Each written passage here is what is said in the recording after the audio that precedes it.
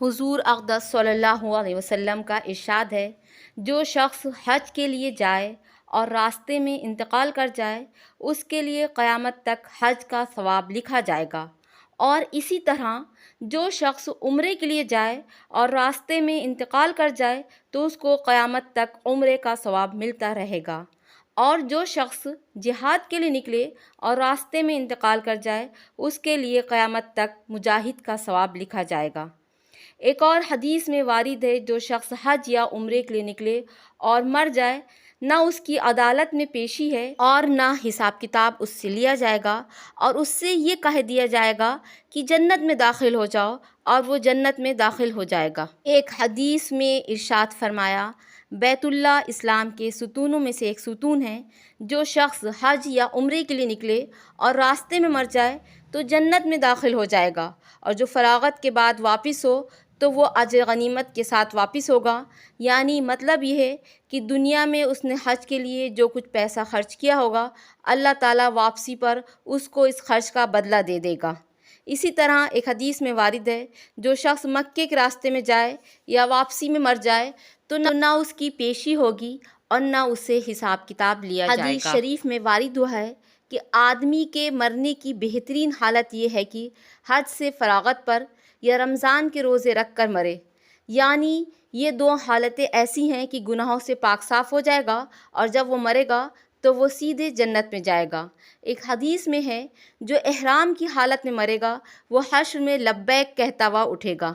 حضور اقدس صلی اللہ علیہ وسلم کا ارشاد ہے، جو حج کا ارادہ کرے تو اس کو جلدی کرنا چاہیے۔ ایک اور حدیث میں ارشاد ہے، حج میں جلدی کیا کرو، کسی کو بات کی کیا خبر ہے کہ کوئی مرض پیش آ جائے یا کوئی اور ضرورت درمیان میں لاحق ہو جائے۔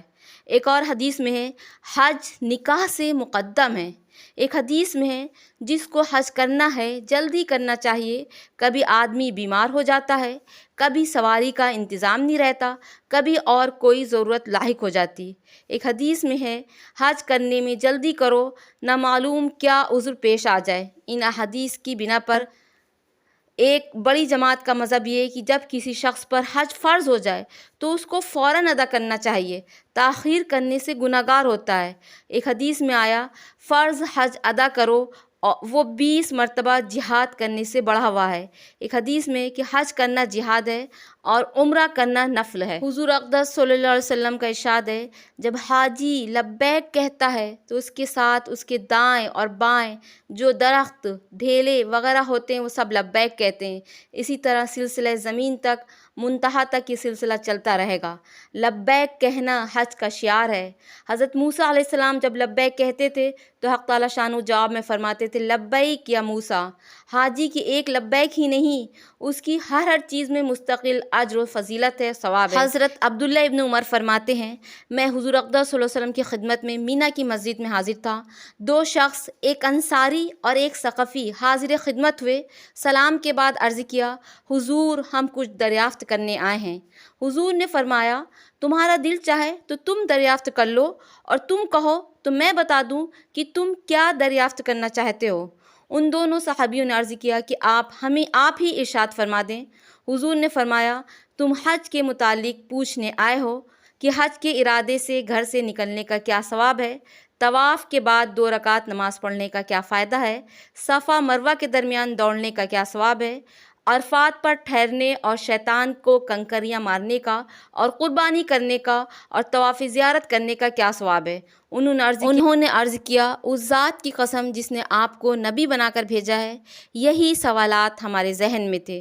حضور اقدس صلی اللہ علیہ وسلم نے فرمایا، حج کا ارادہ کر کے گھر سے نکلنے کے بعد تمہاری سواری اونٹنی جو 1 قدم رکھتی ہے یا 1 قدم اٹھاتی ہے، وہ تمہارے اعمال میں 1 نیکی لکھی جاتی ہے اور 1 گناہ معاف ہوتا ہے۔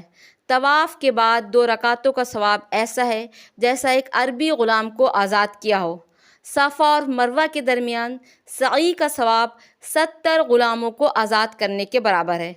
عرفات کے میدان میں جب لوگ جمع ہوتے ہیں تو حق تعالیٰ شانہ دنیا کے آسمان پر اتر کر فرشتوں سے فخر کے طور پر فرماتے ہیں، میرے بندے دور دور سے پراگندہ بال آئے ہوئے ہیں، میری رحمت کے امیدوار ہیں۔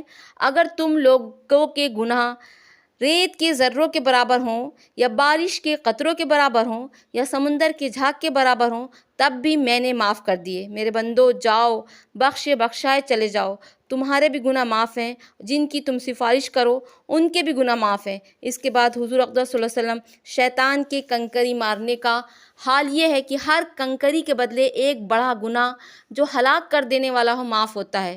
قربانی کا بدلہ اللہ کے ہاں تمہارے لیے ذخیرہ ہے۔ احرام کھولنے کے وقت سر مڈانے میں ہر بال کے بدلے ایک نیکی اور ایک گناہ معاف ہوتا ہے۔